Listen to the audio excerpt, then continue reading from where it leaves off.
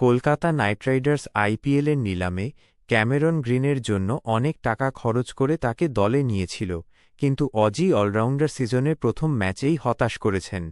মুম্বই ইন্ডিয়ান্সের বিরুদ্ধে দলের ওপেনিং ম্যাচে এই অস্ট্রেলিয়ান অলরাউন্ডার মাত্র 18 রান করে আউট হয়ে যান। ফিন অ্যালেন আউট হওয়ার পর 3 নম্বরে ব্যাট করতে আসেন গ্রিন। তার কাছ থেকে ঝড়ো ব্যাটিংয়ের আশা ছিল ভক্তরা, কিন্তু শার্দুল ঠাকুর শর্ট বলে তাকে আউট করেন। টস হেরে ফিন অ্যালেন আর অজিঙ্ক্য রাহানে কেকেআরের হয়ে শুরুটা খারাপ করেননি। প্রথম উইকেটের জন্য 5.2 ওভারে 69 রান যোগ করেন। যদিও অ্যালেন 37 রানের ঝোড়ো ইনিংস খেলে আউট হন। এরপর ক্রিজে আসেন ক্যামেরন গ্রিন। গ্রিন সিঙ্গেল নিয়ে খাতা খোলেন এবং পরের ওভারে একটি বিশাল 6 মারেন। তখন মনে হচ্ছিল তিনি প্রথম ম্যাচেই বড় কিছু করবেন, কিন্তু এরপর এই 25 কোটির খেলোয়াড় শুধু একটি 4ই মারতে পেরেছিলেন এবং পরে আউট হয়ে যান। ইনিংসের নবম ওভারের পঞ্চম বল শার্দুল ঠাকুর শট ও স্লো দেন, সেটি বাউন্ডারি পার করতে গিয়ে ক্যাচ আউট হন। শেরফেন রাদারফোর্ড তার ক্যাচ নেন। গ্রিন যদি বলটি ঠিকমতো টাইম করতেন তাহলে 6ও হতে পারত। তিনি 10 বলে 1-4 ও 1-6 সাহায্যে 18 রান করেন। শেষ পর্যন্ত 20 ওভারে 4 উইকেট হারিয়ে 220 রান করে কেকেআর।